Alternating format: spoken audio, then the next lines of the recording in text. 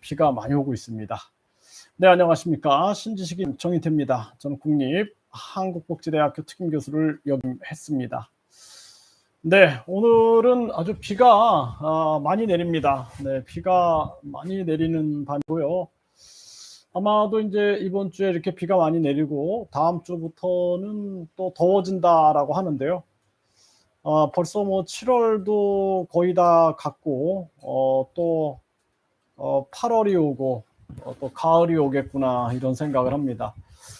정말 시간이 어떻게 흘러가는지, 정말 시간이 너무 빠르다라는 생각을 합니다. 여러분들도 시간이 빨리 흘러가겠죠. 네, 뭐 저도 뭐 어제 월요일 시작했는데 벌써 토요일이고 일요일이고 이렇게 시간이 굉장히 빨리 흐른다라는 생각을 계속 하게 됩니다. 네, 정인태 신지식인 TV, 정인태 글로벌 교육 TV 메인으로 해서 네, 방송을 전개합니다. 네, 오늘 주제는 이재명 의원이 이재명이 국회의원 특권을 제한하겠다. 네, 이러면서 이제 당대표에 출마를 했어요. 민주당 당대표에 출마를 했는데, 그런데 이제 이 부분에 대해서, 뭐, 국회의원 국민 소환제도 시행하고, 그리고 더불어서 국회의원 특권도 제한하겠다. 이렇게 지금 얘기를 하고 있는 그러한 상황이죠. 그래서 뭐 정치라는 것이 보이는 게 있고 보이지 않는 게 있어요. 네, 그래서 이재명 의원이 노리고 있는 노림수는 무엇인가, 뭐 그런 생각을 안 할 수는 없죠. 네, 그래서 정치라는 것이 항상 보이는 것은 10%밖에 안 되고 뒤에 이제 보이지 않는 게 있는 거죠. 그래서 정치를 가지고 항상 뭐 정치 뭐 7단이니 정치 10단이니 이런 얘기들을 사람들이 많이 하는 이유가 정치는 항상 노림수를 가지고 있다라는 거죠. 노림수. 노림수를 가지고 있기 때문에 정치를 그대로 믿으면 안 된다라는 거예요. 항상 그대로 믿으면은 국민들은 뒤통수를 맞게 돼 있어요. 네, 그래서 정치라는 것이 절대적으로 우리 국민들이 순수하게 보이는 것만 믿어서는 안 된다. 그래서 뭐 어떤 사람들은 자기가 정치가 구단이다 뭐 이런 얘기 하잖아요. 네, 그래서 정치 구단이다 뭐 이런 얘기를 하는 이유들도 뭐냐면은 정치인은 눈에 보이는 거는 10%밖에 안 되고 90%는 정치인들이 꼼수를 가지고 있는 그러한 경우가 대부분이죠. 그렇기 때문에 우리 국민들도 정치에 대해서 10%가 눈에 보이고 있는데 보이지 않는 90%는 무엇인가를 자꾸 생각해 보면은 정치인들의 꼼수를 읽게 되는 거죠. 참 그러면 안 되는 건데 정치가 하도 그냥 잔머리를 굴리니까 우리도 어쩔 수 없이 정치인을 분석을 그렇게 할 수밖에 없는 그러한 상황인 것 같습니다. 그래서 그럼 어쩔 수 없는 현상이 아니겠느냐 이렇게 생각을 해보게 되고요. 국민들도 자꾸 정치적인 두뇌를 쓰지 않으면 안 되는 그런 상황이 돼버린 것 같습니다. 참 뭐 씁쓸한 것 같아요. 네, 씁쓸한 것 같습니다. 그래서 매일 뭐 저도 이렇게 정치인들을 많이 이렇게 접해 보면은 그 사람들은 항상 숨겨놓은 꼼수가 있더라고요. 노림수가 있고 꼼수가 있는 그러한 모습을 항상 보게 됩니다. 그래서 그런 부분들 보면은 좀 씁쓸하게 느껴질 때가 많습니다. 네, 그래서 그러한 부분들에 대해서 우리 국민들이 함께 또 생각을 해봐야 하지 않느냐 이렇게 생각을 합니다. 네, 김현진님, 코코마미TV님, 떡망구TV님, 고객님, 네, 보이콘님, 김현진님, 지성경님, 아유, 반갑습니다. 네. 흑강요인님, 네, 반갑습니다. 서대문 개고기김님, 네, 반갑습니다. 네, 떡망구TV님 요즘에 자주 오시네요. 네, 지금 망구 떡집은 잘 되고 있는지 궁금합니다. 네, 아마 뭐 떡을 워낙 잘 만드시고 그리고 또 정성을 들이시고 또 사람답기 때문에 사람의 향기가 나는 게 가장 중요한 것 같아요. 그러면은 이제 잘 되시지 않겠느냐 이렇게 생각을 합니다. 네, 코코마미 TV님 반갑습니다. 네, 많은 분들이 이렇게 들어오셨네요. 네, 스마일님 반갑습니다. 네, 뭐 여러분들도 참 대단하신 것 같습니다. 이게 어떻게 보면은 그냥 무관심해 버릴 수가 있는데 이렇게 국민들이 정치에 관심을 갖는 것만으로도 참 대단한 거다 생각을 합니다. 네, 신봉훈님, 네, 교수님 국토TV 카톡 보냈습니다. 허경영 총재님 말씀이 맞는 것 같아서요. 이렇게 글을 MBPA TV에 글을 쓰셨습니다. 네, 다양한 채널에서 지금 함께 방송을 하고 있습니다.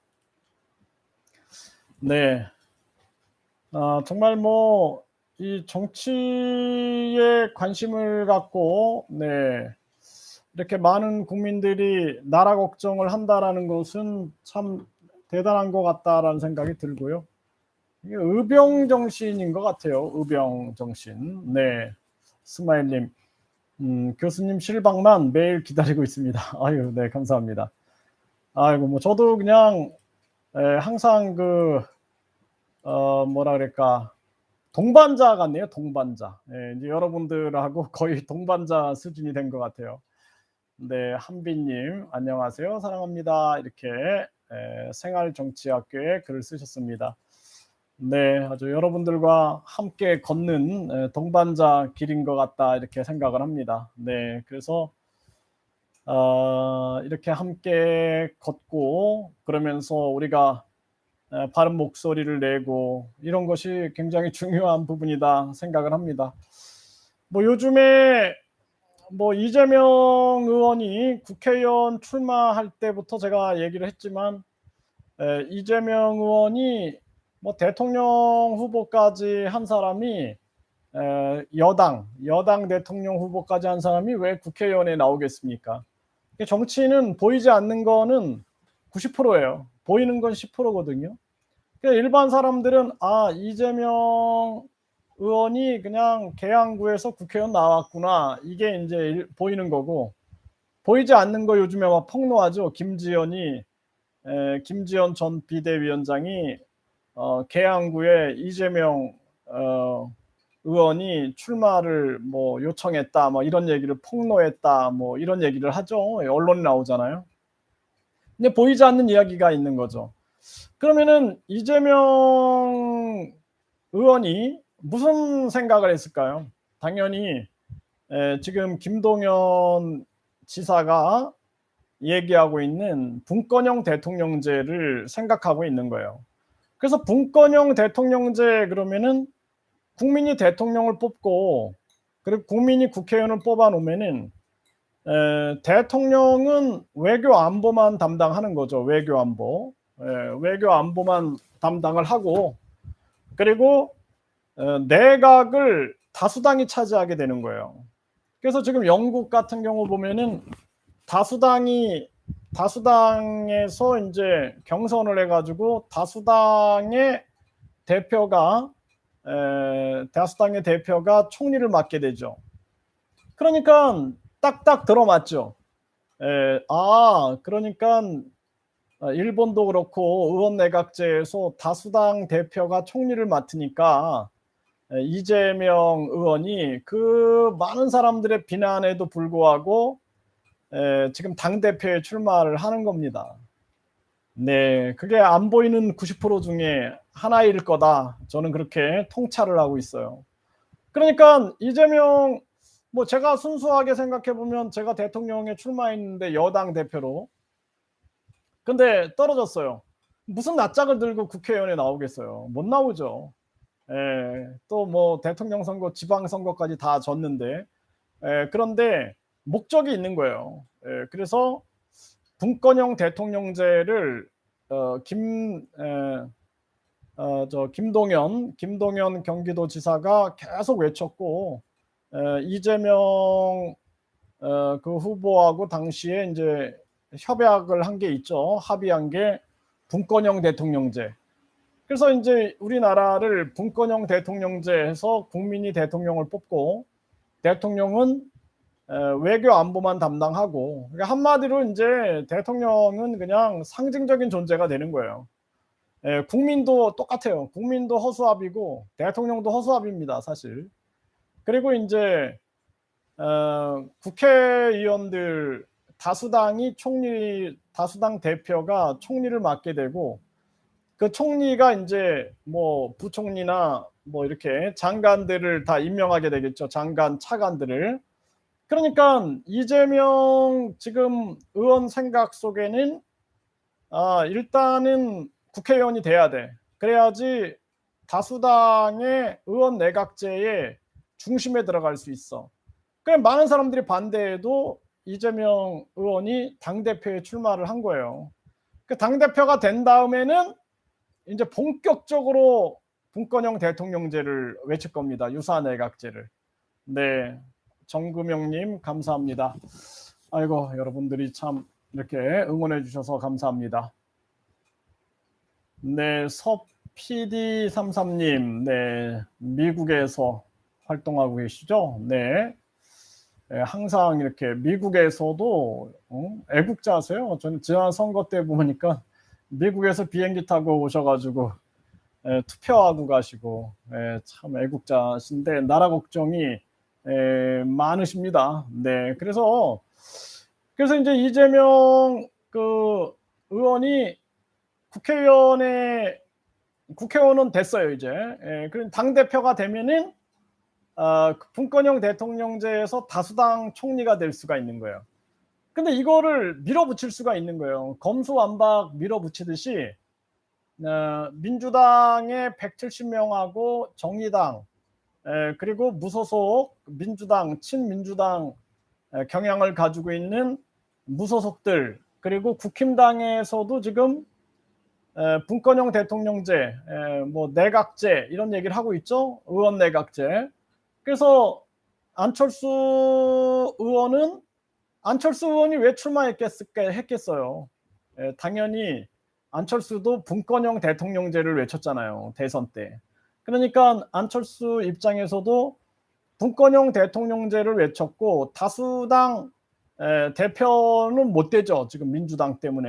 하지만 안철수 입장에서는 자신이 이제 국회의원으로서 입지를 견고히 하고 아마 다음 총선까지 끌고 갈 수 있을 거예요. 그래서 다음 총선에서 의원 내각제를 하자, 분권형 대통령제를 하자, 이렇게 끌고 나갈 것이고, 민주당 입장에서는 아마 올해 안에 한번 밀어붙이기 한번 더 하지 않을까, 저는 그렇게 생각을 합니다. 그래서 결국에는 혁명이죠, 혁명. 그것도 하나의 혁명이죠.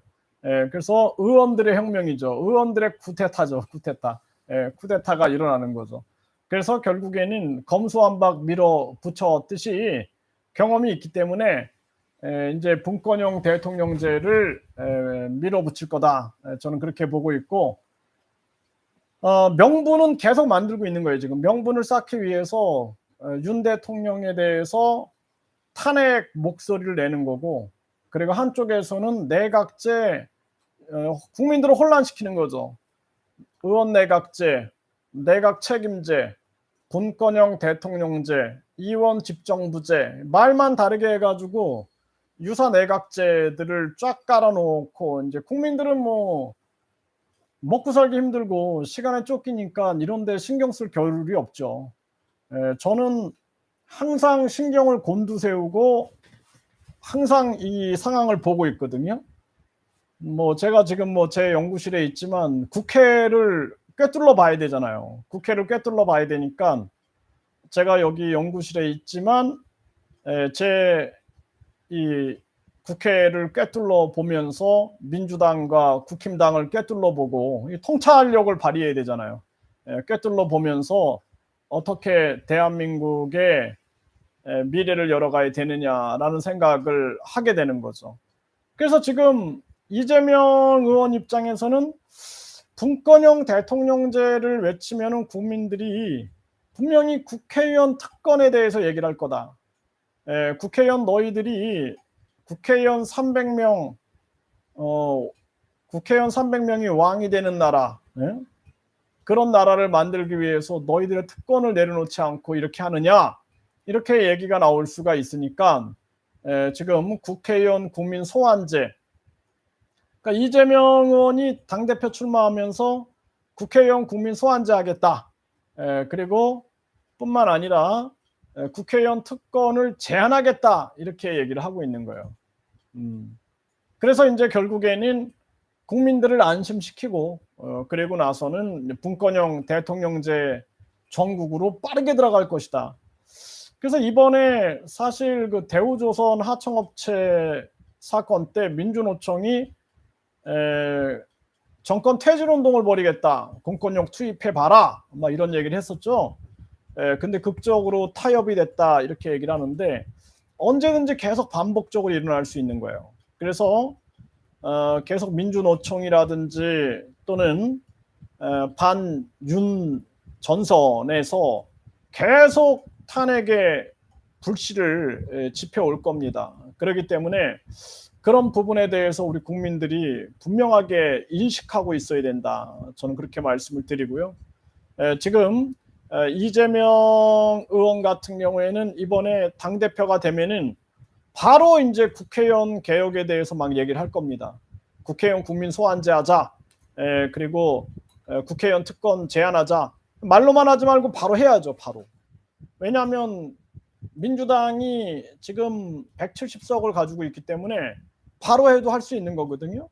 바로 해야 되는 거죠. 네, 바로 해서 진정성을 보여야 되는 거죠. 그리고 나서는 바로 분권형 대통령제로 들어갈 텐데, 국민들이 이제 분권형 대통령제가 뭔지 모르고 그냥 좋은 건가 보다, 그리고 그냥 눈 감고 있고 그러면은 결국에는 분권형 대통령제로 이제 대한민국의 이 체제는 바뀌어 나갈 수가 있는 것이고, 그렇게 되면은 이제 대한민국은 안보적인 차원에서 굉장히 위험해질 수 있죠.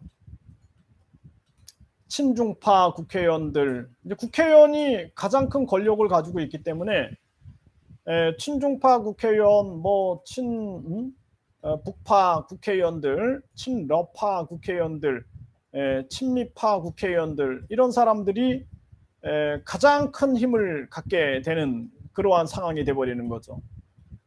대통령은 허수아비고 국민도 허수아비가 되는 거예요. 허수아비끼리 있는 거고, 국회의원들의 중심 나라, 이제 국회의원의 나라를 여는 거죠. 국회의원의 나라. 그래서 이 우리나라 지금 이 돌아가는 상황이 굉장히 좋지 않습니다. 윤석열 대통령이, 제가 오후에 방송에서도 말씀을 드렸지만 지금 한쪽에서는 김건희 여사 특검을 얘기하고 있어요. 그래서 김건희 여사 특검, 김건희 여사가 주가 조작 그러한 의혹이 있다, 그래가지고 김건희 여사에 대한 특검 목소리가 나오고 있어요. 그러면은 윤석열 대통령은 코너에 몰리고 있는데 더 코너에 몰리는 거거든요. 그러면 윤석열의 책사가 있지 않겠습니까? 윤석열의 책사가 계속 놓치는 거예요. 이 윤석열의 책사가 멍청한 건지, 아니면은 윤석열 대통령이 듣지 않는 건지, 이거 뻔히 보이거든요, 상황이. 그러면은 윤석열 대통령 지지율을 앞으로 20%대로 계속 떨어뜨리는 작업이 이루어질 거고, 여기에 친중, 친북 세력들이 가세하고 반 윤석열 전선이 가세하게 되면은, 그러면은 여론은 충분히 조작도 될 수 있는 거예요. 여론 조작. 전에 드루킹 사건에서 보면은 이 선거 여론을 조작했다가 김경수 지사가 감옥에 갔죠. 그런데 지금 가석방이 되니 많이 이런 얘기가 지금 나오고 있는데, 부정선거를 척결해야 할 판국에 문재인 대통령 당선을 위하여 여론 조작을 했다. 이거를 가석방을 한다 그러면은 윤 대통령은 지지율 더 떨어집니다. 그리고 이러한 정황에서 윤 대통령 지지율은 20%대로 떨어져 나가고 있고, 그리고 윤 대통령이 얘기하는 개혁이고 뭐고 아무것도 할 수가 없고 대한민국은 나락으로 떨어지는 거예요. 여기에다가 이제 김건희 여사에 대한 특검을 하자 이쪽으로 몰아가면은 완전 코너에 몰리는 거거든요. 그러면은 검수완박을 얘기했을 때 국민들이 답을 줬잖아요. 국회 예산 국민 투표. 그거를 윤 대통령이 들고 나갔어야 되는데 당시에는 그냥 대통령이 된 결과에 취해 가지고 아무런 뭐 액션을 취하지 않았던 거죠. 그리고 지금 같은 경우에도 보면은 윤 대통령 탄핵 목소리가 막 나올 때 반정 카드를 내세울 게 국회의원 국민 소환제를 내세워야 되는데 이재명 의원이 국회의원 국민 소환제를 얘기했잖아요. 지금 국회의원 특권 제안하자 얘기하잖아요. 윤 대통령은 왜 그 얘기를 못하나? 윤 대통령이 그 얘기를 해야죠. 국회의원 국민 소환제 합시다. 이재명 의원이 얘기하니까 국회의원 국민 소환제 합시다. 더불어서 국회 해상 국민 투표제도 이번에 통과시킵시다. 그렇게 해야 된다라는 거예요. 그리고 대통령도 국민이 탄핵할 수 있게끔 합시다. 네, 대통령 국민 탄핵제도 이번에 통과시켜서 이제 우리가 더 이상 국회의원의 세상, 정치인의 세상이 아니라 국민 주권 시대를 엽시다. 국민이 주인인 세상을 엽시다. 이렇게 나와야죠. 말로만 국민이 주인인 세상이 아니라 확실하게 하고 넘어가야 된다라는 거예요. 그래서 앞으로 전국은 김건희 여사에 대한 특검 목소리, 요즘에 김건희 여사가 전혀 활동 안 하고 있죠. 네. 그러니까 김건희 여사 뭐 영부인제 폐지하느니 많이 그거 자체가 실수한 거예요. 누가 어떤 책사가 그런 얘기를 했는지 난 모르겠지만, 그러면은 그 당시에는 김건희 여사가 돌파를 하든지 아니면 뭐 그냥 내가 조용한 내조 하겠다 그러면 그냥 조용한 내조만 하든지 해야 되는데, 그게 아니라 뒤바뀌었으니까 이제 국민들이 지금 신뢰를 자꾸 잃어가고 있는 거죠. 그래서 이재명 의원 같은 경우에는 국회의원 국민 소환제 그리고 국회의원 특권을 제한하겠다 지금 이러고 있는데, 당장 국회의원 국민 소환제는 폐지해버리고, 그리고 국회의원 특권 같은 경우에도 전부 폐지해야 된다. 전부 폐지해야 돼요. 월급도 실질적 수당제로 바꾸고, 그리고 국회의원이 가지고 있는 특권들은 다 내려놔야 됩니다. 국회도 사실상 그 사람들 국회의원들 아니에요. 정당 의원들입니다. 국민 세금으로 그 국회를 운영할 이유가 없어요. 국회의사당은 부정부패 전시관으로 만들고, 그리고 뭐 1조 4천억 원을 들여가지고 세종 국회의사당을 만든다 그러는데 대국민 반대 운동을 해야 됩니다. 이거는 반대 운동. 그리고 인터넷 국회로 만들어서 인터넷으로 300명밖에 안 되는 사람들이 공개적으로 그냥 표결하면 되는 거예요. 지금 여기 우리 유튜브에도 얼마나 뭐 이렇게 보면 300명 들어올 때 있잖아요. 300명이 그냥 그저 표결만 하는 거 인터넷 국회로 가면 되는 거예요. 인터넷 국회. 무슨 놈의 국회의사당을 저렇게 화려하게 지어놓고, 그래서 대한민국은 인터넷 국회가 있는 나라다. 이게 해외에도 모범이 됩니다. 인터넷 국회가 있어서 개방을 하고, 그리고 국회의사당은 부정부패 전시관으로 만들어가지고 그동안 부정부패 저지른 정치인들, 또 공무원들, 또 국정원장들이 특활비 청와대에 납부한 사실들 이런 거 다 전시해가지고 그냥 국민들이 그냥 그 국회에 가가지고 부정부패 전시관에서 얼마나 정치인들이 부정부패를 저질렀는가를 보고 아주 창피해야 되는 거예요. 국제적인 망신을 좀 당해보고, 그걸 통해서 대한민국을 청렴 지수가 가장 높은 나라, 부패 인식 지수가 가장 높은 나라로 만들어야 된다. 그렇게 만들어야 돼요. 뉴질랜드가 부패 인식 지수가 가장 높은 나라인데 대한민국이 32위에 32위. 말이 됩니까? 32위.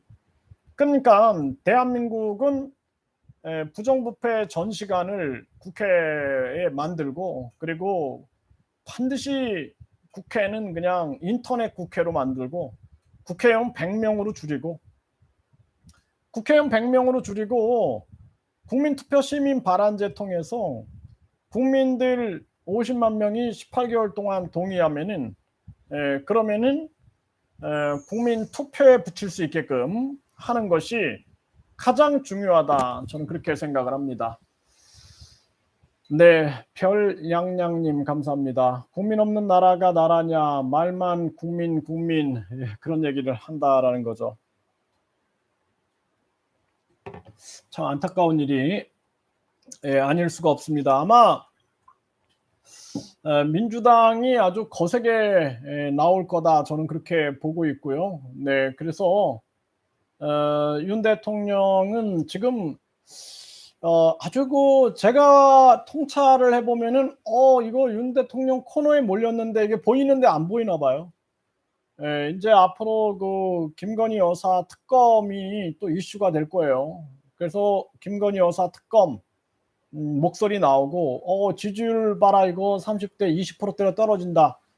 김건희 여사 주가 조작 특검하자, 이런 목소리 막 나오고, 그러면서 또 뿐만 아니라 김건희 팬클럽 요즘에 부정적인 목소리 많이 나오죠. 네, 그러한 부분들, 그리고 윤 대통령에 대해서 지지율 추락과 더불어서 뒤에서 공작들이 계속 일어날 수 있는 거예요. 그렇기 때문에 윤 대통령은 국회의원 국민 소환제, 국회 예산 국민투표제, 그리고 국민투표 시민 발안제, 그리고 대통령 국민 탄핵제, 이런 것들을 외칠 수 있어야 돼요. 비전을 줘야 돼요, 국민들에게. 그리고 우리가 기본소득, 국민 배당금, 국민 건의금, 국민주, GDP 증상카드, 이런 국민들에게 직접 지원해주는 이러한 체계를 외쳐야 된다라는 거예요. 그 금액은 정하지 않아도 돼요. 금액은 정하지 말고 매년 최저임금위원회에서 최저임금 정하듯이 매년 기본소득 국민배당위원회에서 기본소득을 국민에게 얼마를 배당할 것이냐, 그걸 정하면 됩니다. 그러기 위해서는 불필요한 장관 제도를 없애고, 젤렌스키 우크라이나 대통령이 40%를 없앤다 그러죠, 장관직을. 그것처럼 불필요하고 낭비성 예산이 있는 장관직, 불필요한 기관들을 없애고, 공공기업, 공기업은 다 국민기업, 국민기관으로 바꿔서 성과급제는 폐지하고 완전히 공모를 통해서 투명하게 경영자들도 뽑고 낙하산 100% 금지시키고, 그래서 국민들에게 국민 권익금으로 되돌려주고, 그리고 정당 보조금도 폐지하고, 선거 보조금 폐지하고, 선거 보전금 폐지하고, 특활비 폐지하고, 9,800억, 지방선거 폐지하고 8,803억이 든다 그러죠. 그리고 유지비용 얼마나 많겠어. 그 전국 지방의회들 유지하는 비용이 천문학적이에요. 인건비만 2천억이야. 그 3,860명 지방의원들 이거 다 폐지해버려야 됩니다. 그리고 국회의원 보좌관 9명, 그 사람들도 2,700명, 그 사람들도 아주 그 임금을 평균 5천으로만 계산해도 1,500억인데 그거 다 폐지하고, 알아서 자기가, 아니 저 후원금이 국회의원들이 1억 5천씩 3억씩 후원금을 받는데 알아서 자기가 보좌관을 뽑으면 되는 거지. 필요하면 뽑고 안 필요하면 안 쓰면 되는 건데 그거 왜 국민 세금으로 줍니까? 그래서 국회의원 보좌관 월급 국민 혈세도 폐지해 버려야 되는 거예요. 그거 폐지하고, 아니 뭐 그것도 모자라서 뭐 지금 전교조 전공로, 예? 전국 공무원 노조, 전국 교직원 노조, 여기 노조 전임자 월급을 국민 세금으로 준다고 그거 통과시켰죠. 아주 제가 그 생각만 하면은 아주 혈압이 오릅니다. 혈압이. 예, 그래서 그것도 폐지 운동해야 돼요. 아유, 아주 하도 폐지 운동할 게 많아가지고 힘들어요. 그래서 그런 부분들을 해나가지 않으면 대한민국은 이미 망조가 들었어요. 저출산, 고령화, 자살률, 그리고 서민경제 붕괴, 부정부패 증가, 그리고 강력 범죄 증가. 세 달에 범죄가 약 37만 건이 일어났다는 거예요. 37만 건. 그리고 요즘에 사람들이 분노 조절 장애, 분노를 조절을 하지 못하는 거예요. 그래서 분노 조절 장애로 인해서 뭐 살인도 아주 뭐 쉽게 일어나고, 오늘도 보니까 차에서 그냥 자고 있는 사람을 그냥 묻지마 폭행을 하지 않나. 예? 뭐 각종 사건 사고가 막 터집니다. 그렇기 때문에 이 분노 조절이 안 되고 충동 조절이 안 되는 거예요. 충동 조절이 안 되니까 뭐 마약에 빠지게 되고 도박에 빠지게 되고 폭행에 빠지게 되고 각종 성범죄에 빠지게 되고 충동 조절이 안 되는 거예요. 각종 도벽에 빠지게 되고 막 세상이 지금 정신을 잃어버린 겁니다. 그래서 대한민국이 이러한 범죄 증가와 더불어서 부정부패, 자살률, 저출산, 고령화, 여기에다가 이런 심각한 이러한 정황들에서 윤 대통령이 해결해야 할 과제가 굉장히 많다라는 거예요. 조만간에 이제 내각제 시스템으로 돌아가게 되면은 그때는 바꿀 수가 없어요. 내각제 딱 됐는데 어떻게 할 거예요? 누가 바꿔 그걸? 내각제 시스템이 딱 돌아가는 순간 누가 바꿔? 예? 그 누가 바꿉니까? 국회의원들이 계속 그냥 일본처럼 계속 그냥 내각제로 가는 거죠. 그렇게 되면서 대한민국은 위기를 맞게 되는 그러한 정황으로 간다라는 것입니다. 아주 심각한 문제가 아닐 수가 없습니다. 대한민국이 총체적인 위기고 우리 국민들이 국민 기본소득, 국민 권익금, 국민 배당금, 국민주, GDP 증상 카드 등이 진행이 돼서 이제는 이제 코로나가 계속 다시 또 나오고 또 나오잖아요. 그러니까 이제 재택근무식으로 갈 수밖에 없고 전국으로 흩어져야 돼요. 전국으로 흩어져 가지고 전 국민들이 심리치료 좀 해야 돼요. 심리치료. 전 국민들이 국민 배당금, 국민 기본소득, 국민 권익금이 나오면은 다 농어촌 산속으로 들어가서 심리치료 좀 해야 됩니다. 네, 심리치료 좀 해가지고 정신 건강부터 지켜야 돼요. 지금 3년 동안 국민들의 정신 건강이 아주 망가졌고, 국민들의 정신 건강이 망가지다 보니까 우리 국민들이 분노 조절 장애에 걸려버린 거예요. 분노가 조절이 안 되는 거예요. 그러니까 뭐 경찰서에 그냥 휘발유를 파출소에 휘발유를 그냥 그 뭐 들고 들어가지 않나. 또 뭐 어디 뭐 은행에 그냥 뭐 가서 막 뭐 사건을 만들지 않나. 별의별 사람 다 생기는 거예요. 또 뭐 변호사 사무실에 가가지고 불 지르는 사람들. 앞으로 뭐 그냥 이자 이거 오늘도 보니까 여러분들 이거 뭐 이자 이 사건들 보십시오. 이자 폭리가 어느 정도인가? 이자를 9조 원을 은행들이 9조 원의 이자 장사로 돈잔치를 벌였다라는 거예요. 9조 원. 9조 원. 이게 말이 됩니까? 9조 원의 돈을 이자 잔치를 벌였다라는 거예요. 그러니까 이 이자 잔치를 하는데 이 9조 원의 이자 잔치를 하는데 문제는 뭐냐면은 이 4대 금융그룹에 외국인 주주가 많다라는 거예요. 외국인 주주. 그러니까 서민들 고열 빨아가지고 외국인 주주들한테 이 배당을 엄청 하는 배당.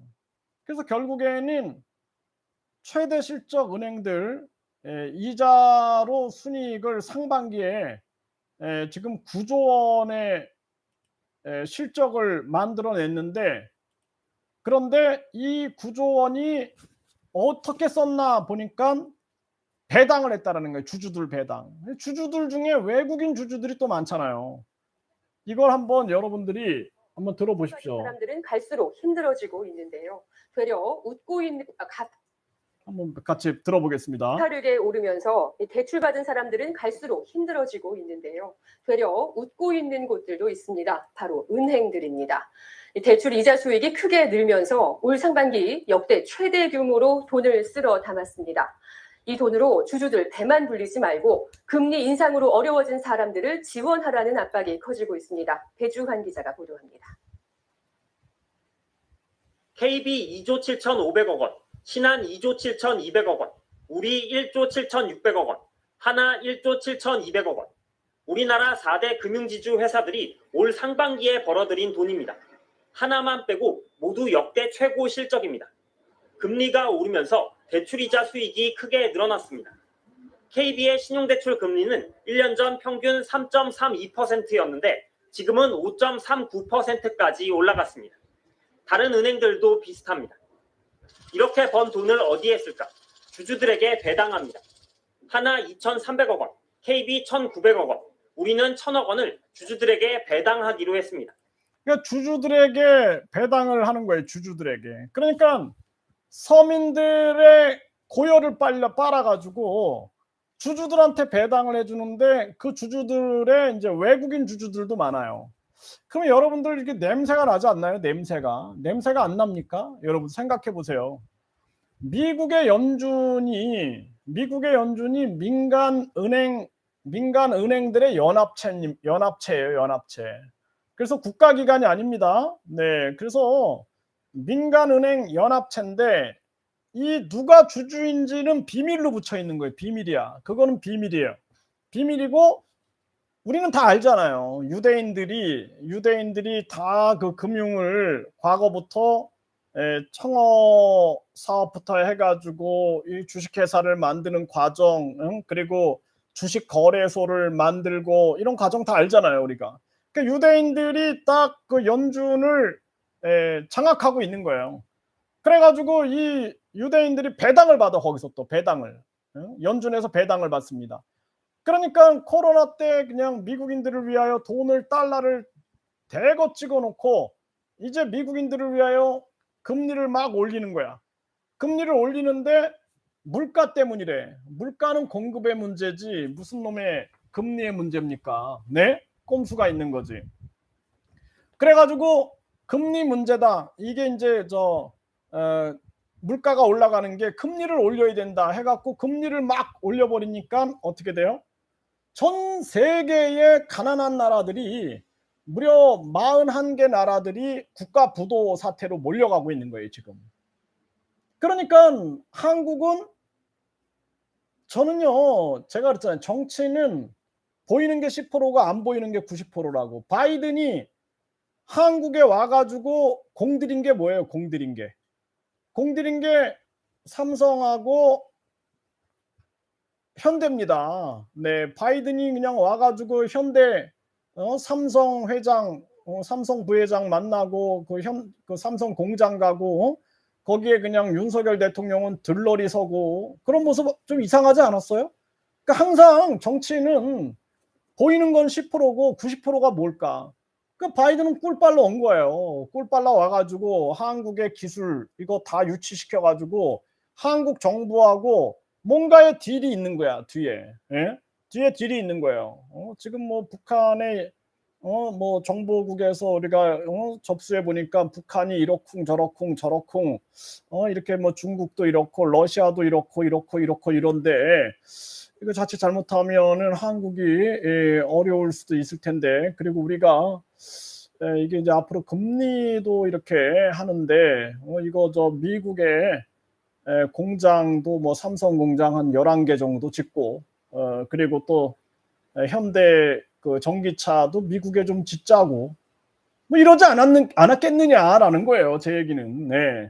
그러니까 그냥 네 그래요. 네 어쩔 수 없군요. 그러면서 그냥 끌려가 버린 게 지금 미국에다가 삼성 반도체 공장을 11개를 350조를 투자해서 만들겠다. 다시 못 들어옵니다. 네, 못 들어와요. 세금은 미국에다 내는 거예요. 일자리는 미국에서 탄생되는 거예요. 한국하고 상관이 없습니다. 그렇게 되는 거예요. 그리고 많은 사람들이 이제 이주해 가는 거야. 미국으로 이주해. 미국으로 가. 그래 니네 직원들 다 미국으로 가. 미국에 가서 이주하고 니네들 다 비자 줄 테니까 다 가. 그럼 이제 반도체는 미국이 주도하게 되고 전기차, 무인운전 이것도 결국에는 미국이 주도하게 되는 거야. 또 이번에 미국의 재무장관이 와가지고 LG로 딱 가죠. 기술 또 꿀 빨라 왔잖아. 우리 국민들은 그냥 아이고 한국의 기술이 좋으니까 미국이 한국 그냥 공장에 다 오네 대통령이 이렇게 눈에 보이는 거예요. 그거는. 그리고 뒤에서는 세계 4차 산업혁명의 패권을 미국이 쥐기 위하여 한국의 기술을 꿀빨러 왔다. 이렇게 여러분들이 보시면 정확한 겁니다. 그런 상황이 지금 가고 있는 거다. 그러니까 금리가 막 올리면은 윤 대통령이 국민을 생각하면은 저기 바이든 형님 우리가 생각하기에 우리나라 국민들은 3년 동안 코로나 때문에 고통을 받았기 때문에 이 충격을 아직 감당하지 못합니다. 그렇기 때문에 한미 통화 스와프를 통해서 우리 좀 서민들 좀 살려주십시오. 그럼 뭔가 좀 서민들을 위한 뭔가를 얻어내야 되는데 그냥 덥석 한국은행 총재라는 사람이 뭐 요번에 빅스텝을 밟고 다음에 또 올리고 이런 얘기를 하고 앉아 있어요. 그 얘기할 사이에 돌아다니면서 어떻게 하면은 공급을 확대할까? 어떻게 하면 우리나라에 곡물을 수입해 들여올까? 저 동남아, 동북아 뭐 다 돌아다니면서 어떻게 하면 우리에게 공급을 확대할 수 있을까? 그걸 해야지 책상에 앉아가지고 그냥 금리나 계산기로 두들기고 앉아있고 그 서민 경제가 다 박살 나버리는 거예요 지금. 그게 현실인 거예요. 그래서 내가 이런 얘기 계속 하니까 저한테 계속 제재 걸고 오늘도 제가 올린 영상은 다 제재야. 다 제재예요. 뭐 진짜 뭐 저는 안 믿어요. 그래서 이거 뭐 내가 올리는 모든 거 조회수도 조작되나? 이 구독자도 다 조작되나? 아주 뭐 구독자도 뭐 그냥 계속 올라가질 못해. 그냥 빠져. 어제 확인해 보면 이만큼 올라가 있는데 아침에 확인하면 쑥 빠져 있어요. 그래서 내가 야 이게 참 이게 뭐가 이런 게 다 있나? 고무줄이야 고무줄. 고무줄입니다. 그래서 제가 야 참 신기하다 신기해. 제가 거짓말이 아니라 이렇게 적었다니까요. 이렇게 네 오죽하면은 적어가지고 내가 기억력이 부족한 건가 이게 적었다니까요. 체크를 하는 거예요. 저도 이걸 체크를 해보는 거예요. 이게 진짜 이게 무슨 뭐 내가 기억력 상실증에 걸렸나 아니면은 이게 뭐가 어떻게 되는 건가. 그래서 이 대한민국의 지금 정황이 이렇게 흐르고 있다라는 상황입니다. 되돌릴 수가 없어요. 지금 대한민국 저출산, 고령화, 여기에다가 자살률, 서민경제 붕괴, 여기에다가 지금 왜 한국의 자본이 유출되고 있는 거예요. 삼성에 350조가 투자해갖고 11개 공장을 짓는데 앞으로 4차 산업혁명 어떻게 할 거예요? 삼성이 핸드폰 만들 때 베트남에다가 공장을 만들어가지고 거기서 그 나라 국민 소득의 거의 한 40% 정도를 담당했다 그래요.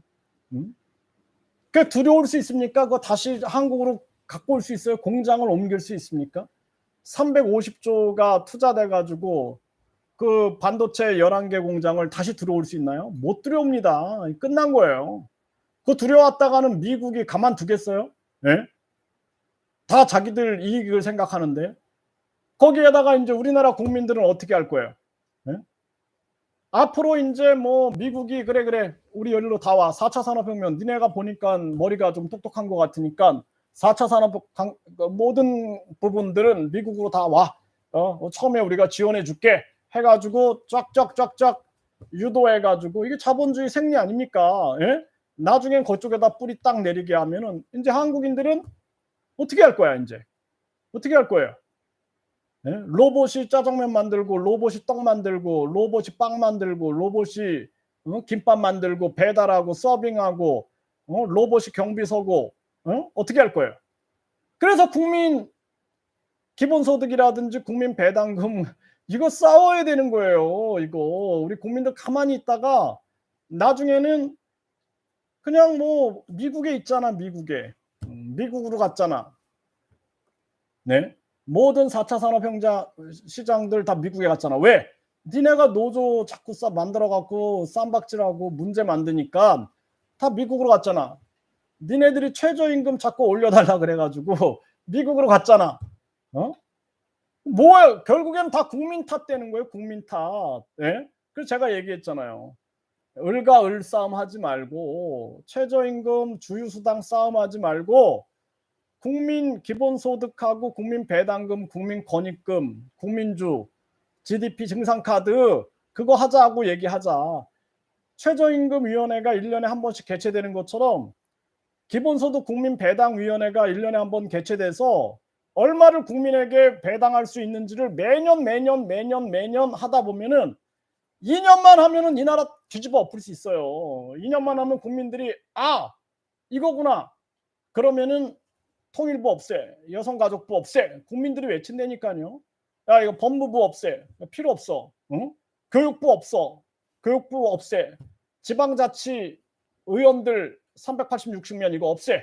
국회의원 100명으로 축소해. 보좌관 알아서 해. 예?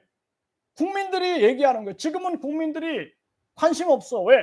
아니 국회의원을 월급을 세금으로 주든 3,860명의 지방의원 월급을 세금으로 주든 전교조, 전공로, 노조 전임자 월급을 세금으로 주든 나랑 무슨 상관이야.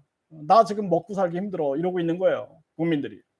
근데 이 돈을 아껴가지고 보니까 올해 국민 기본소득 국민배당을 이만큼 받았는데 더 아끼면 더 많이 받을 수 있대. 은행은 지금 막 금리를 막 올려가지고 배당을 막 받아.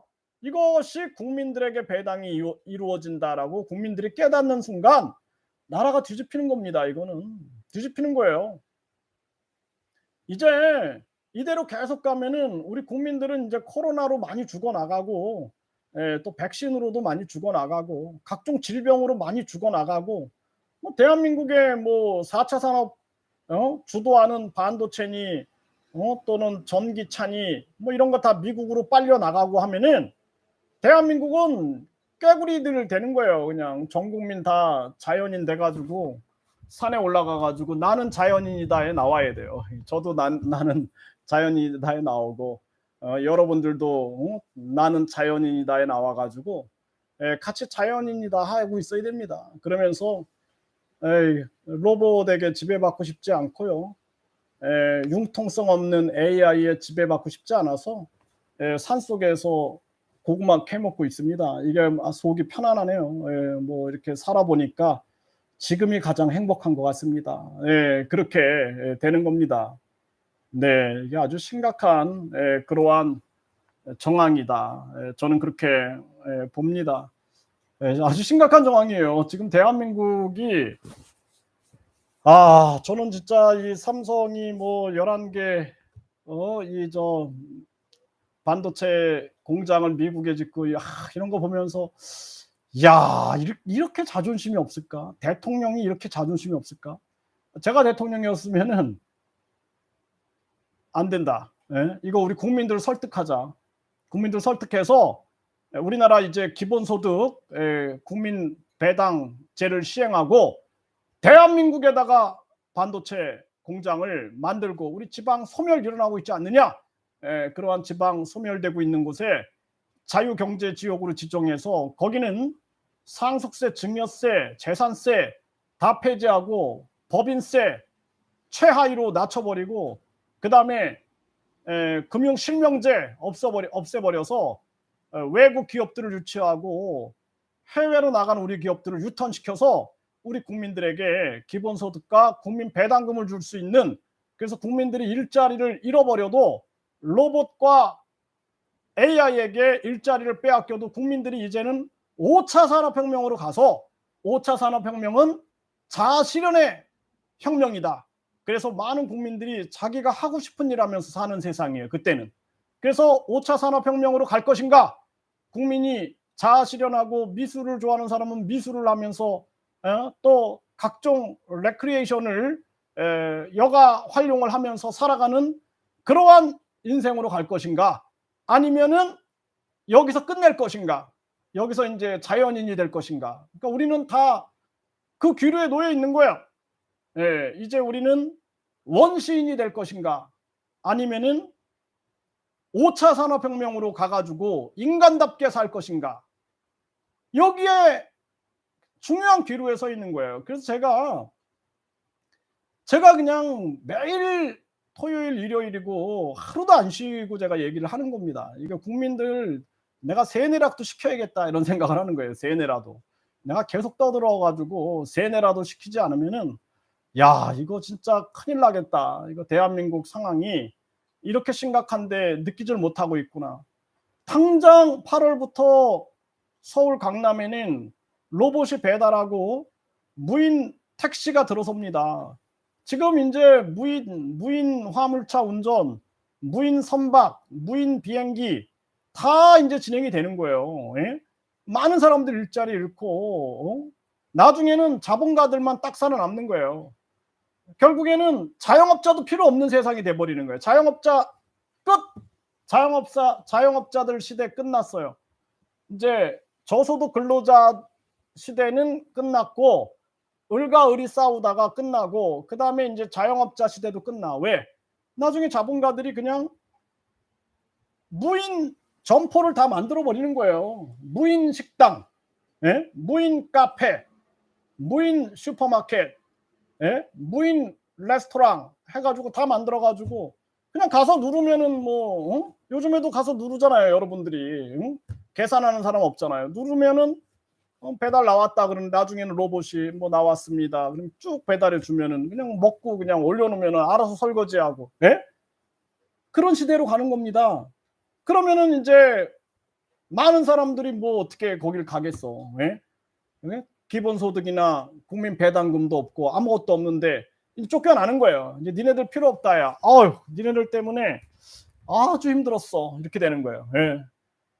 그동안은 그냥 노동력 때문에 어쩔 수 없이 데리고 있었는데 이제는 필요 없어요. 이제 뭐 AI랑 로봇이 다 하니까 이제 필요 없다. 이제 가라.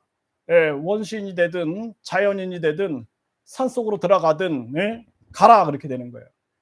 그때는 이미 때가 늦은 거예요. 그래서 양심 있는 대통령이라면 우리 국민들이 이런 시대가 되면은 우리가 기본소득이나 국민배당을 안 하면 안 되겠다. 돈을 정해놓고 자꾸 프레임을 씌우니까 돈을 정하지 말고 그냥 기본소득 국민배당위원회에서 내년에 얼마를 배당해 줄 수 있느냐, 요거를 그 실적을 보면서 측정을 하면 된다라는 거예요. 지금 이게 굉장히 심각한 문제입니다. 그래서 아까 이거 은행 얘기 다시 한번 들어보세요. 이게 많은 서민들 지금 등골을 빼가지고 배당을 하고 있다니까. 은행에서 배당을 하고 그 뒤에는 외국인 투자자들이 있어요. 외국인 주주들이. 가파르게 오르면서 대출받은 사람들은 갈수록 힘들어지고 있는데요. 되려 웃고 있는 곳들도 있습니다. 바로 은행들입니다. 대출 이자 수익이 크게 늘면서 올 상반기 역대 최대 규모로 돈을 쓸어 담았습니다. 이 돈으로 주주들 배만 불리지 말고 금리 인상으로 어려워진 사람들을 지원하라는 압박이 커지고 있습니다. 배주환 기자가 보도합니다. KB 2조 7,500억 원, 신한 2조 7,200억 원, 우리 1조 7,600억 원, 하나 1조 7,200억 원. 우리나라 4대 금융지주 회사들이 올 상반기에 벌어들인 돈입니다. 하나만 빼고 모두 역대 최고 실적입니다. 금리가 오르면서 대출이자 수익이 크게 늘어났습니다.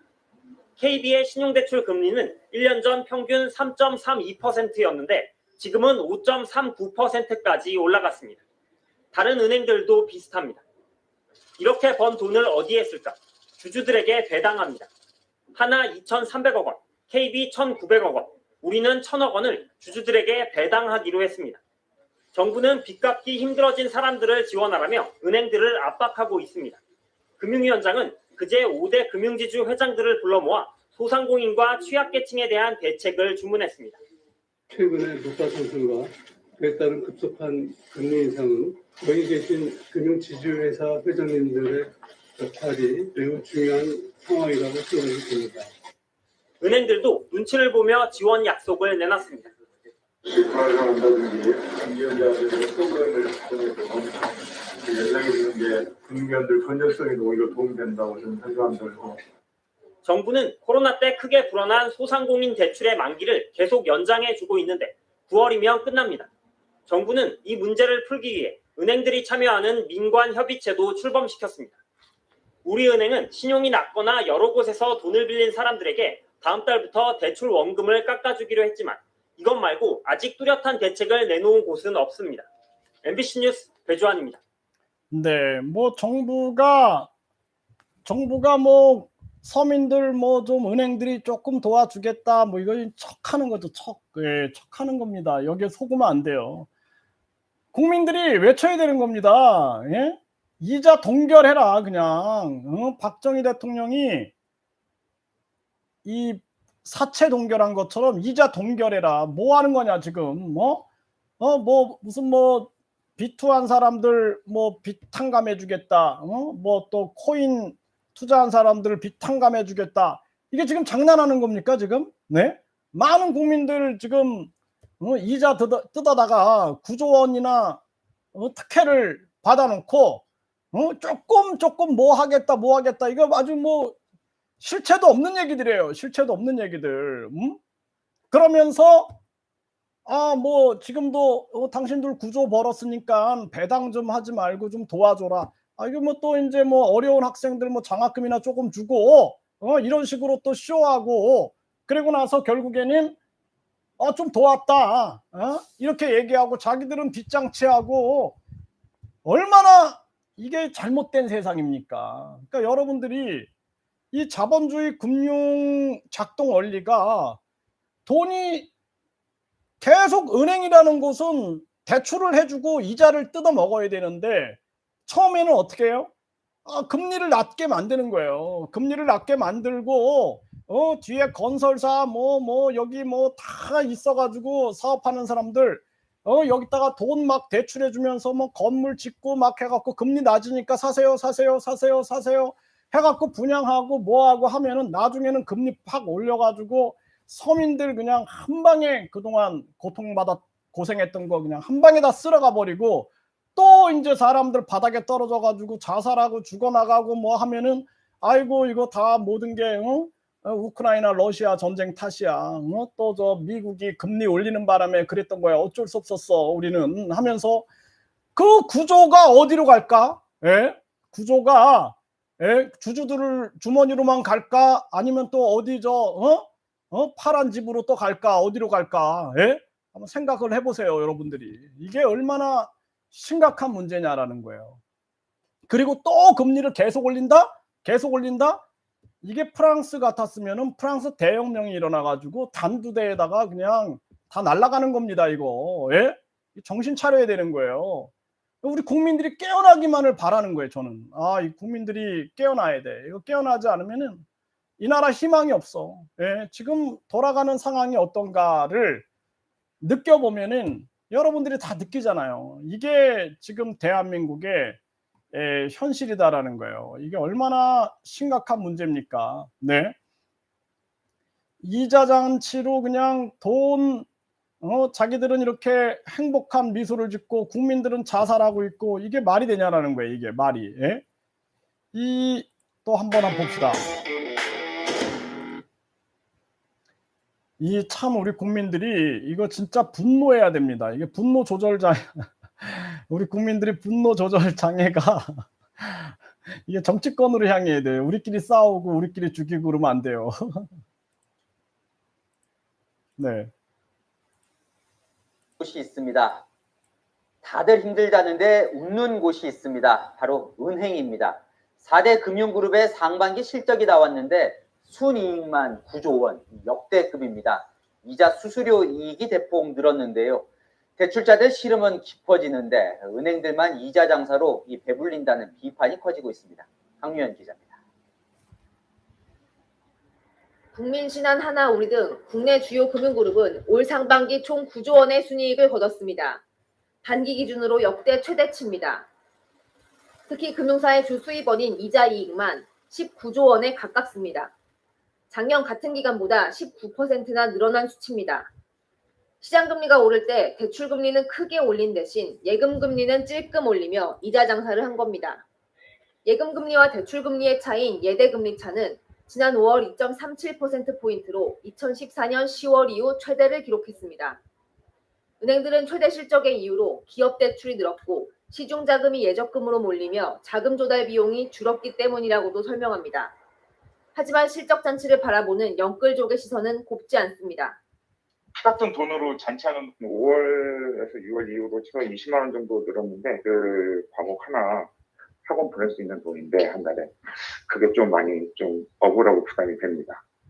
당장 이달 말 미국이 기준금리를 더 올리면 대출금리도 따라오를 전망이라 취약차주 중심으로 이자 부담이 더 커진 상황. 금리 인상기에 금융기관들을 중심으로 대규모 이윤이 발생한 것은 실제 경제 주체들에게 부담이 될 수 있는 부분도 있기 때문에 취약차주들의 대출 조건들을 개선해 나가는데 노력할 필요는 있다고 생각합니다. 저금리 시기엔 대출이 늘어 돈을 벌고 금리 인상 시기엔 이자 장사로 돈을 번 은행들이 이제 고통 분담에 나서야 할 때란 지적입니다. 채널A 뉴스 강유연입니다. 네, 지금 이런 정황이죠. 그래서 이 참 심각한 문제다. 저는 그렇게 보고 있습니다. 참 답답하고 고금리만큼 무서운 고물가를 잡기 위해서 이 정부가 수입산 소고기에 붙던 관세를 없앴는데요. 네, 참 심각한 그러한 정황이다 이렇게 생각을 하고요. 참 우리 국민들이 참 답답한 그러한 지경에 살고 있다 이렇게 생각을 합니다. 네, 전화 연결 한번 해볼까요? 전화는 카카오톡으로 이렇게 여러분들이 할 수가 있습니다.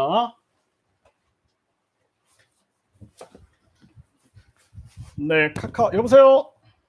예. 아니, 안녕하십니까? 아유, 아까 전화를 주셨는데 연락이 안 됐네요. 네. 진짜, 그러면 4차 AI가 상용되려면, 잠깐만. 상용돼서 우리, 인간이 필요 없어질 기간이 언제쯤이죠? 이게 이제 이게 4차 산업혁명이 되면은 이제 결국에는 이게 과거랑 똑같은 거예요. 특별한 이 상류 귀족들만 살아남는 거고 서민들은 계속 죽어나가는 거고 그들만의 세상이 되는 거죠. 네, 그래서 국민 기본소득이나 국민 배당금이 굉장히 필요한 시기다. 아니면은 이게 이제 아마 제 생각에는 앞으로 한 1년 후면은 이제 국민들의 피부에 이게 와닿을 거다. 저는 그렇게 봅니다. 피부에 와닿으면 우리가 할 수 있는 게 없네요. 정할 수도 없네요. 그죠? 그러니까 제가 이제 항상 얘기하는 게 이 기본소득이나 국민 배당금이라는 게 그게 괜히 얘기하는 게 아니에요. 그것이 다 같이 살 수 있는 방법이기 때문에 그 정책을 외쳐야 되는 거고 그래서 금액이 중요한 게 아니라 우리가 그 제도가 있어서 앞으로 계속 그것을 늘려나가는 그러한 시스템을 만들어야 된다라는 거죠. 채팅 꼭 하기가 웃긴데 국회의원 해산시키자고 하는데 네. 했으면요, 전두환처럼 정권 네. 무력으로 제압하고 그리고 저희가 다시 대통령 돼서 정권 통치하겠죠. 예? 정권 통치하겠는데 네. 지금 군대 이런 게 없다니까요. 말귀를 못 알아듣나? 지금 꼬라지 보니까요, 이게 안 되는 거예요. 계속 아니 변함이 없는 거 개돼지처럼. 예? 이게 이제 그래야 안 앞으로는 그래요, 교수님. 이제 사람이 시위를 하면은 드론이 날아가지고 드론이 이제 그 사람들 다 잡아내고 그리고 시위 진압하는 로봇이 다 진압을 해버립니다. 그래서 옛날 같지가 않아요. 이제 앞으로는 보세요. 이제 지금 로봇이 전쟁용 로봇이 만들어지고 있고 전쟁용 드론이 만들어졌죠 이미. 네, 그게 이제 일단 그건 일단 무기를 아직 네. 그 착용을 했는지 안 했는지 모르겠는데 아틀라스 로봇은 일단 나왔고요. 그거 알죠? 아틀라스 로봇. 보스턴 다이내믹스에서 만든 이적 보행용 로봇인데 덤블링도 하고 뛰기도 하고 근데 지금은 아마 무기도 착용했을 것 같아요. 그리고 그게 보스턴 다이내믹스가 좀 상황이 안 좋아가지고 현대 쪽에 인수당했거든요. 네. 여보세요? 네네. 잠깐만요. 그래서 이제 인수돼가지고 확실히 우리나라가 이제 그쪽으로 갈 거예요. 교수님 말대로 막 전기 충격기 드론에 달아서 사고 친 사람도 있으면 거기에다가 붙이고 그래 전쟁용 드론 여보세요? 네네 말씀하세요. 네. 네, 전쟁용 드론으로 막 총이나 미사일 그런 거 착용해가지고 막 테러리스트나 이런 정권 반란문자들 이러는데 자꾸 그리고 이적보행 로봇 투입해서 다 잡아들이겠죠. 이제는 이게 이제 없어요. 당연한 거예요. 이제 예를 들어서 우리가 그 배달 기사들이 많이 있는데 이제 로봇이 배달하고 드론이 배달하죠. 또 뭐 이 자영업도 마찬가지고 로봇이 짜장면 만들고 로봇이 닭 튀기고 로봇이 배달하고 서빙하고 하면은 당연히 일자리가 없어지면은 그때는 국민들이 폭동이 일어난다니까요. 폭동이 일어나는 것을 대비한 거야 이미 다 대비가 끝났다니까요. 이거는 그냥 ABC의 문제예요.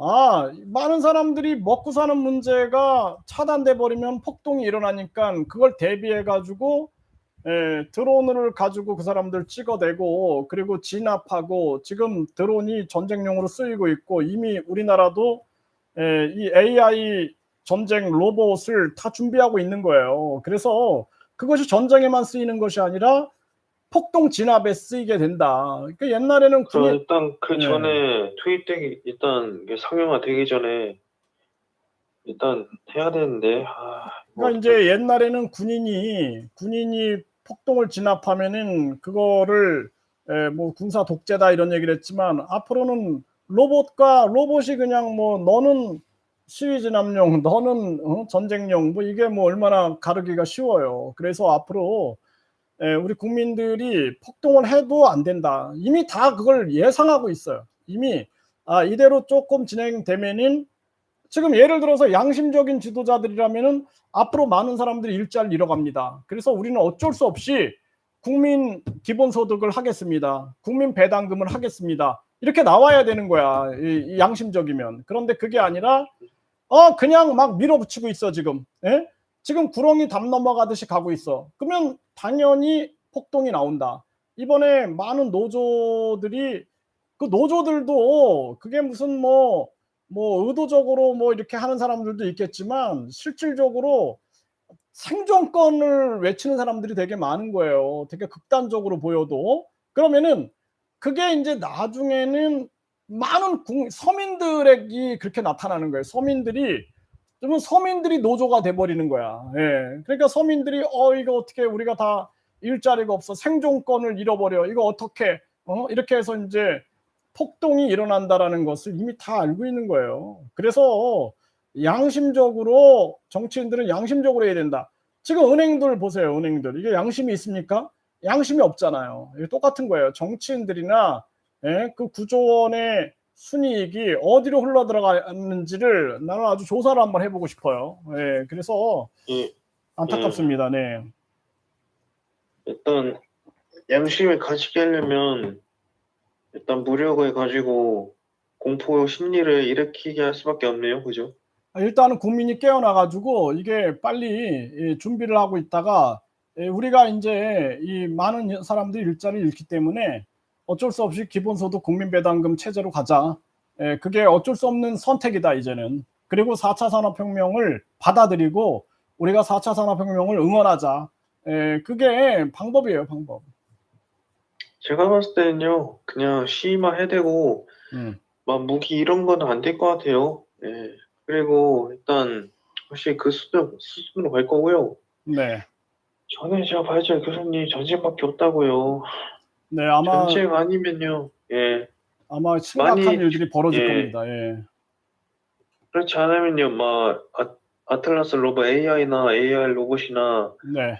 드론, 이런, 뭐라 해야 되지, 그 공장들을 전쟁하면 파괴시킬 수 있잖아요, 그죠? 네. 그런 인프라가 다 파괴가 되면은, 그 후에 다시 인간으로서 존엄성을 가지고 다시 시작할 수 있죠.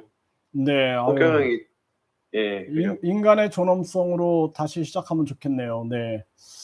근데 확실히 그건 공장은 파괴해야 될 것 같아요. 제가 봤을 때. 현대는 무조건, 그거 안 돼요. 제가 봤을 때는요, 진짜 위험하죠. 예. 전쟁 네. 끝나고 나서라도 그거는. 네, 우리 국민들이 깨어 있어야 됩니다. 네, 정말 깨어 있어야 되고, 지금 이제 아마 코로나가 또 심하게 또 올 거예요. 또 오면서 또 이제 서민들은 더 힘들어지게 되고, 이제 뭐 이자로 서민들은 아주 목이 막 조여오고, 이들은 특정인들 도와준다라는 식으로 해가지고 달래는 척하면서 결국엔 또 많은 사람들이 고통 속으로 빠지고 이게 반복이 될 거예요. 정신을 못 차릴 겁니다. 그래서 깨어있는 자들이 계속 외쳐야 되는 거예요. 그래서 나도 이게 힘들어도 매일 밤 이렇게 외치는 이유가 언젠가는 국민들이 깨어나겠지라는 소망을 가지고 외치고 있는 거예요. 교수님, 그거 지금 하는 방송이요. 네. 솔직히 말하자 의미가 없는데, 그냥 유튜브 중에서 볼 게 없으니까 교수님을 보는 거예요. 아, 진짜 이거.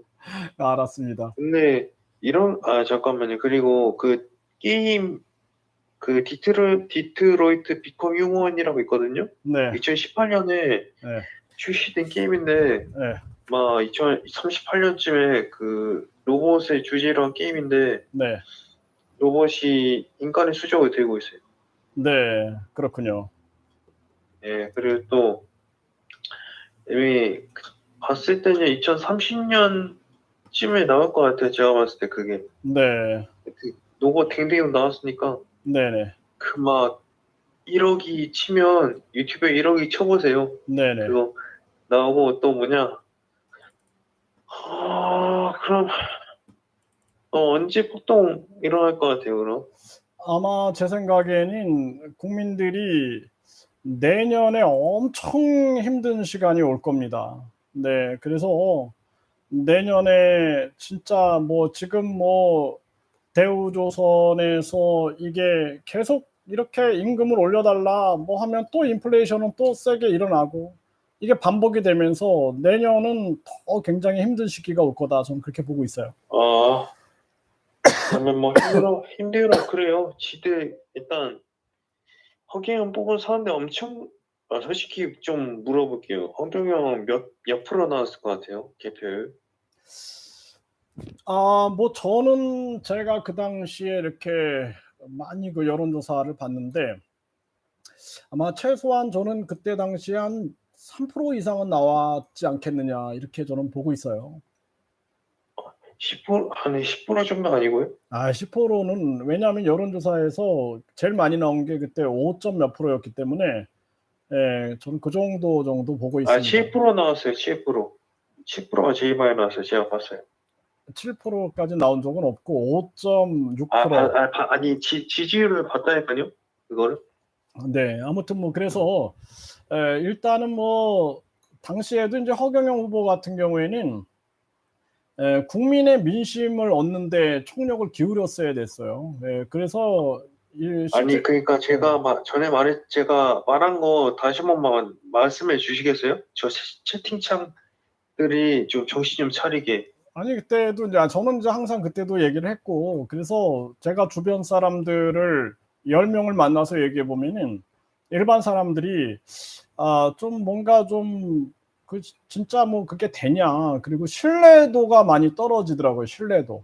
안 믿더라고요. 잘 허경영 후보의 말을 사람들이 안 믿어요. 그리고 잘 모르고 있어요. 그런 게 사람들이 많이 있고 허황되다 이런 얘기들이 많이 나왔고 그래서 당시에는 국민들과의 계속 토론, 국민과의 토론을 계속 하는 것이 가장 중요하다라고 제가 계속 얘기했던 거죠.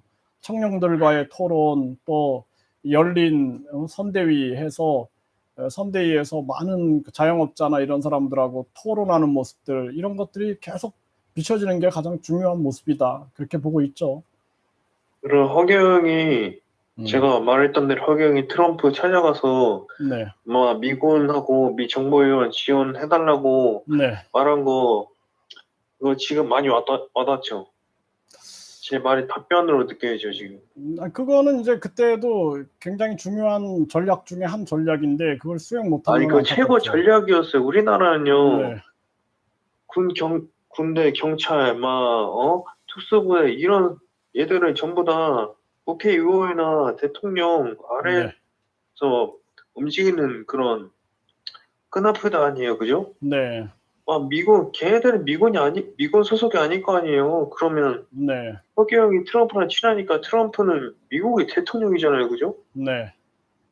임청근도 그때 있었고 살아 있었고 1월부터 그러면 그때 갔었으면 저 개빡치는 게 허경 족 같은 게 이게 아니 왜 안 갔냐는 거 아니 그 말해야 돼요. 왜 안 갔냐면 왜 임청근 소개받고 왜 안 갔냐는 거예요. 예? 시도를 왜 안 했냐는 거예요. 진짜 개빡친 게 계속 말하고 싶어 이거를. 네, 그렇군요. 네. 알았습니다. 네. 그 부분 뭐. 잠깐만요. 아니, 잠깐만요. 이게 좀 더 할게요. 네네. 하는 거 좀 많이 해야겠어요. 네. 아니, 근데 일단 우크라이나 러시아 8월 안에 끝나면요. 네. 중국이 대만 칠 것 같아요? 아마 제 생각에는 아마 대만 문제보다 북한의 문제가 심각하게 나올 거라고 보고 있어요, 저는. 그래서 중국은 북한과 미국이나 이 갈등, 한반도 갈등을 이용해서 그 이후에 이제 대만 쪽을 건들지 않겠느냐. 뭐 저번에도 말씀드린 것처럼 6.25 전쟁 때 그 티벳을 점령해 버린 거, 그 전략을 쓰지 않겠느냐. 좀 그렇게 보고 있습니다. 잡은 거 사기 높여서 기고만장해서 뭐 진입하겠네 한반도로. 그러면 일단 북한은 그에 따라서 어쩔 수 없이 내려올 테고 그러면 뭐 다 죽어보고 나서. 근데 중국이 일단 패배할 것 같죠? 지금 일단 잠깐만요. 이게 남중국인가? 네, 남중국해. 거기에 미항모하고 주말트 꽤 있지 않나요? 미국 해군 전력들이 엄청 많지 않나요? 네, 거기 이제 계속 왔다 갔다 하죠. 네. 엄청 에어싸고 있고 터지면요. 잠깐만. 일단 거기 베이징, 상하이 엄청 많이 폭격할 것 같고 상당히 죽을 것 같고. 그리고 잠깐만요. 아니야, 저한테는 좀 꺼지고요. 일단 그리고 또 그 만주 지역 있죠. 네. 여보세요? 네네네.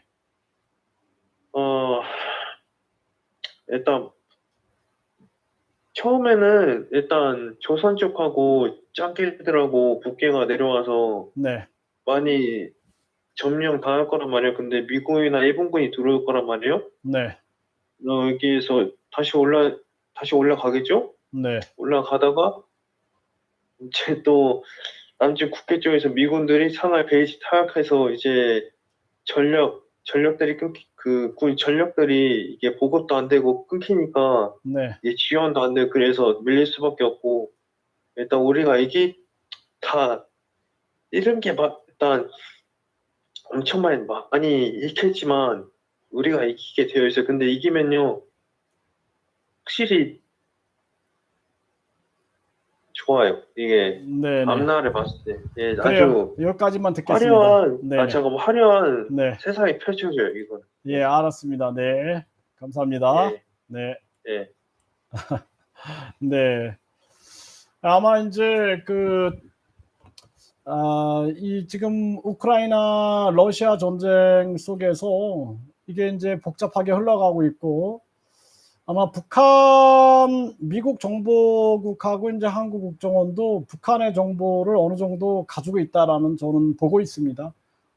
그것이 이제 충분히 협상 테이블에 좀 앉혀지지 않았을까 그런 생각도 하게 되고, 그 결과 지금 미국의 삼성이 11개 반도체 공장을 만들고 또 현대가 전기차 공장을 만드는 그런 쪽에 상황이 만들어지지 않느냐, 그런 걸 보여주게 되고, 앞으로 남북 긴장 고조가 더 커지게 될 겁니다. 이거 뭐 전쟁이라는 것은 뭐 어느 날 갑자기 일어나는 거니까, 네, 그래서 국민들이 그런 것들도 대비하고 있어야 됩니다. 네, 참 안타까워요. 북한 공산당, 중국 공산당의 공작과 더불어서 우리는 이렇게 기득권들의 탄압 속에서 우리 국민들은 고통받아야 되기 때문에 참 안타깝습니다. 이게 좀 뭔가 하나가 되지 못하는 그러한 정황들이죠. 참 안타까운 그러한 정황입니다. 네, 하여튼 뭐 여러분들도 이러한 오늘 뭐 이재명 의원이 국회의원 특권을 제한하겠다라고 얘기를 하는데, 국회의원 특권을 제한하는 게 아니라 완전히 폐지해야 된다, 이러한 부분들을 국민들이 계속 외쳐야 되고요. 그리고 앞으로 민감하게 여러분들은 AI나 로봇을 민감하게 봐야 돼요. 언론에서는 굉장히 뭐 미화시킬 수 있죠. 네, 이제 집안에 로봇이 하나씩 있습니다. 로봇이 간병인을 합니다. 로봇이 청소를 합니다. 로봇 가정부가 생겼습니다. 뭐 이렇게 하면서 많은 사람들이 그냥 신기하네 신기하네 하다가 나중에는 취약계층 일자리가 다 날아가고, 서민들 일자리가 다 날아가고, 그 다음에 자영업자들, 중소기업들 일자리가 싹 날아가는 거예요. 왜?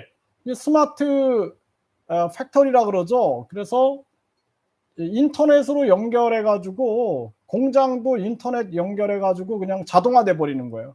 심지어는 농촌도 마찬가지예요. 농촌도 로봇이나 또는 인터넷 스마트 농촌이라 그러죠. 스마트 농업이라 그래가지고 인터넷과 연결돼 가지고 뭐 다 뭐 물 주고 뭐 농약 주고 뭐 걷어들이고 이런 시스템이 다 이제 진행이 될 거다, 이렇게 보여줍니다. 그래서 우리 국민들이 좀 깨어나야 되고, 그리고 정치인들도 국민을 생각해야 돼요. 그리고 지금처럼 예를 들어서 은행은 이자 잔치하고 배당하고 있고, 국민들은 이렇게 피를 빨리고 있고, 이게 말이 안 되는 거예요. 그래서 아까 그 인터뷰한 분이 이자가 20만 원이 더 나와서 학원 보낼 거를 못 보낸다, 이런 얘기를 했는데, 이것도 깨어나야 돼요. 학벌주의에서 빨리 깨어나서 이게 다 돈 벌어가지고 이거 학원에 갖다 주고 뭐 사교육에 쓸 게 아니에요. 그래서 교육이라는 것이 그렇게 해서 사람들이 창의성이 생기지 않습니다. 그래서 앞으로는 학벌주의를 없애버리고 모든 교육은 창의성, 인성, 재능, 감성 중심으로 가서 4차 산업혁명에 AI가 흉내내지 못하는 거, 창의성, 감성, 인성, 그리고 자기 재능, 이쪽으로 가야 되는 거예요. 교육이, 방향이. 학원 다녔다고 될 문제가 아니에요. 그리고 앞으로는 모든 입시 산업은 다 평생교육 시스템으로 가야 돼요. 평생교육. 그래서 우리가 음악, 미술, 뭐 운동, 각종 평생 학습으로서의 교육이 돼야지 대학 가는 교육은 이미 끝났다. 그리고 앞으로는 대학들이 문을 많이 닫게 될 거예요. 그래서 요즘에는 이 인터넷 시대에 많은 사람들이 경험을 한 거예요. 이게 보니까 인터넷 대학도 있고 그냥 일반 대학도 있는데, 요즘에 보니까 다 인터넷으로 왔는데 아무런 의미가 없네. 학비만 비싸네. 그리고 인터넷으로 강의하는 교수들 수준을 보니까 아이고, 저 정도면은 그냥 유튜브 듣는 게 낫겠네, 이렇게 사람들이 생각을 하게 되는 거예요. 그래서 껍데기는 다 없어지는 거예요. 이제 코로나 시대, 4차 산업혁명 시대에 껍데기들은 다 사라지는 거예요. 예, 그래서 사실 뭐 AI 판사가 더 재판 잘하고 AI 검사가 더 기소 잘하고, 예? 또 뭐 AI 공무원들이 더 저 인감증명서 더 잘 띄고, 예, 그래서 쓸데없는 껍데기들은 다 사라지게 되고 진짜 필요한 거 창의성, 그리고 인성, 감성, 진짜 고통받고 있는 어르신들한테 따뜻한 행정을 펼칠 수 있는 로봇이 할 수 없는 그런 공무원들은 살아남는 거예요. 감성. 예? 그리고 나머지 껍데기들은 다 사라지게 된다. 그래서 우리가 교육은 창의성, 재능, 인성, 감성으로 가야 된다. 이제 AI나 로봇이 흉내내지 못하는 것들로 가야 돼요. 이미 우리는 로봇하고 경쟁하는 시대에 와 있는 거예요, 지금.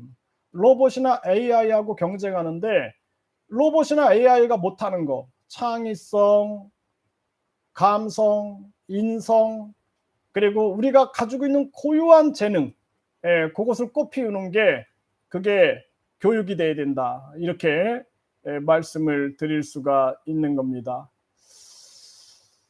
네, 참, 네, 우리나라 방향이 제대로 잡히길 바라고요.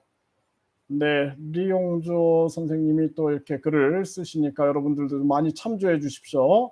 네, GDP 증상 카드, 의무 소비 카드, 생산과 소비가 증대돼 가지고 우리나라 국내 총생산이 늘어나는 그러한 것이 필요한 거죠.